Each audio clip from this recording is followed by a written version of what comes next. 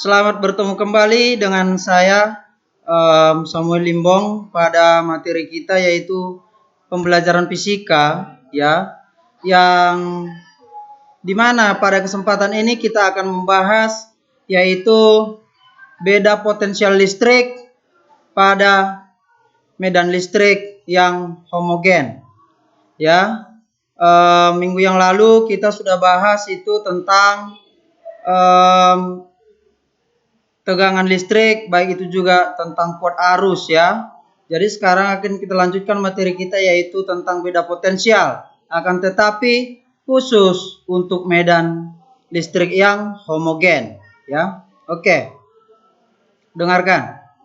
Beda potensial pada medan listrik yang homogen dipengaruhi oleh 3 hal.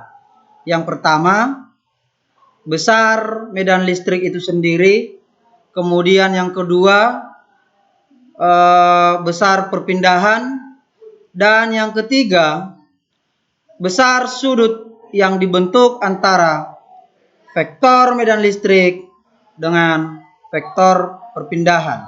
Ya, jadi itulah dia 3 hal-hal yang mempengaruhi untuk beda potensial medan listrik yang homogen ya. Tadi ada 3. Oke, secara matematisnya besar beda potensial pada medan magnet yang homogen dapat dirumuskan sebagai berikut.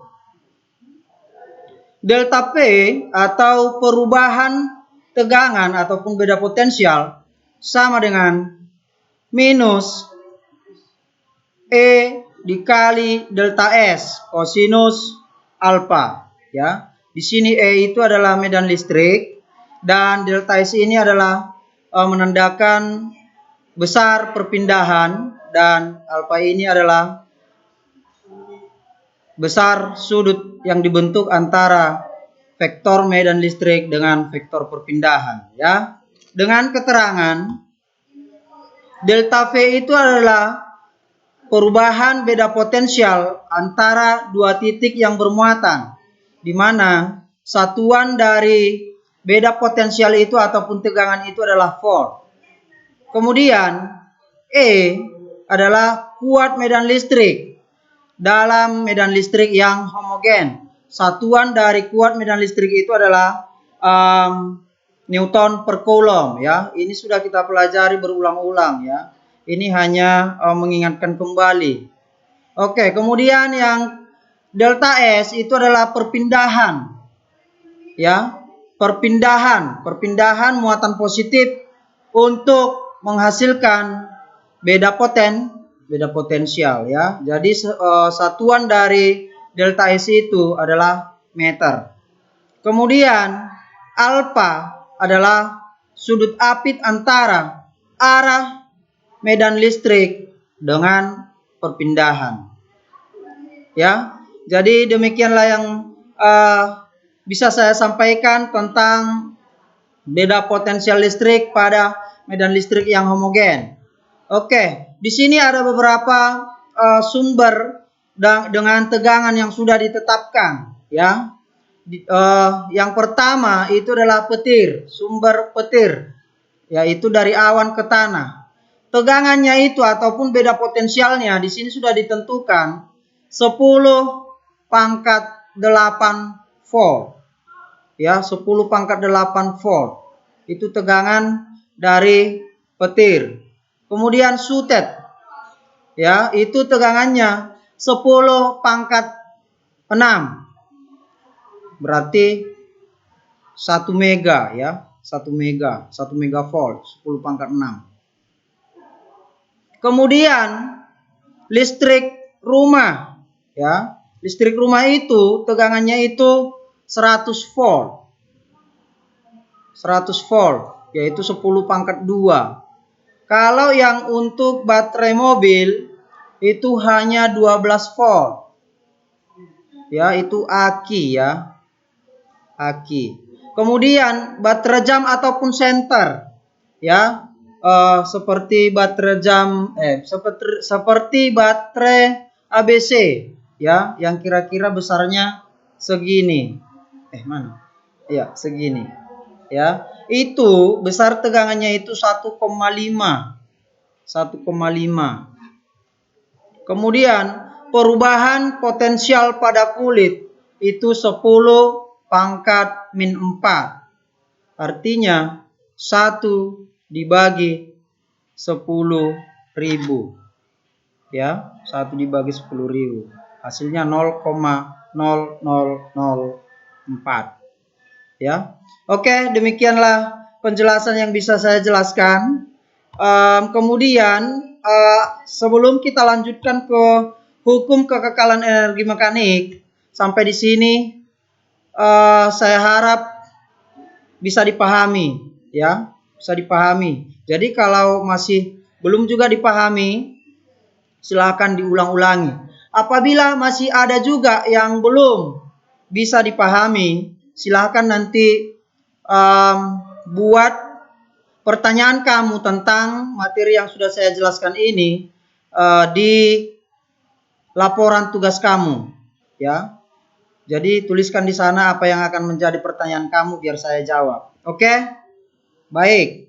Sekarang kita lanjutkan ke hukum kekekalan energi mekanik dalam medan listrik, ya. Hukum kekekalan energi mekanik dalam medan listrik.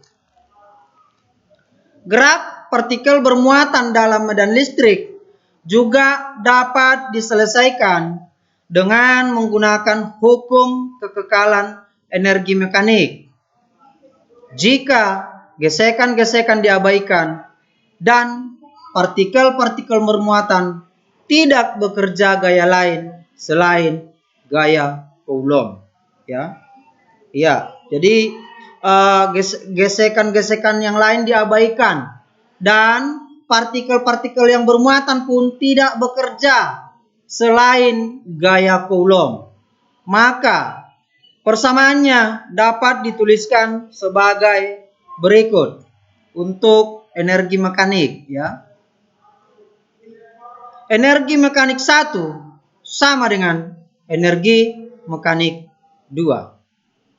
Ya, di mana rumus untuk energi mekanik sama dengan energi potensial ditambah energi kinetik. Maka di sini kita masukkan, kita ubah energi mekanik 1 itu menjadi energi potensial 1 ditambah energi kinetik 1. Sama dengan energi mekanik 2. Energi mekanik 2 ini kita ganti menjadi energi potensial 2 ditambah energi kinetik 2. Oke, sampai di sini bisa dipahami? Oke, sekarang kita lanjutkan rumus untuk energi potensial, di mana yang sudah kita pelajari di pada hari Senin yang lalu, ya.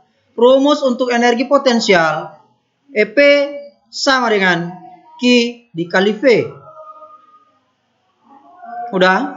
Maka di sini ubah energi potensial 1 diubah menjadi Q dikali V1. Sampai di sini bisa? Iya. Kemudian untuk rumus energi mekanik, baik itu di kelas 11 dan juga di kelas 10, ya. Untuk mencari rumus energi kinetik itu setengah mv kuadrat. Ya, setengah mv kuadrat. Maka energi kinetik 1 diubah menjadi setengah mv1 kuadrat.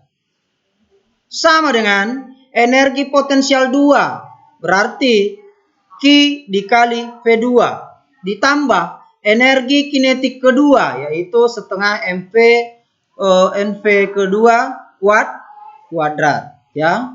Oke, sampai di sini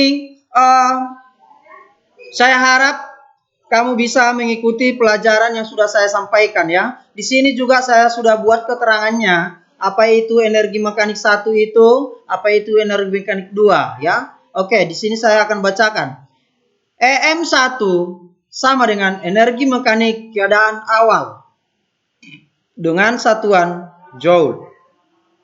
Kemudian EM2 adalah energi mekanik keadaan akhir, ya. Di sini awal hanya saja ini ada sedikit salah penulisan. Ini akhir, ya. Jadi kamu jangan terlalu fokus dengan apa yang sudah saya tuliskan, ya. Akan tetapi silakan kamu fokus sama apa yang sudah saya sampaikan.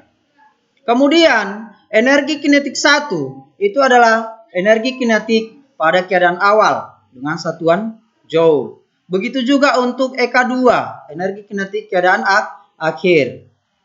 Energi potensial 1 yaitu energi potensial awal. Berarti apabila di sini dibuat 1, itu berarti pada keadaan awal, ya. Semua seperti itu. Untuk tegangan pun ataupun beda potensial, kalau dia beda potensial 1 itu keadaan awal, ya. Kalau dia V2 itu keadaan akhir.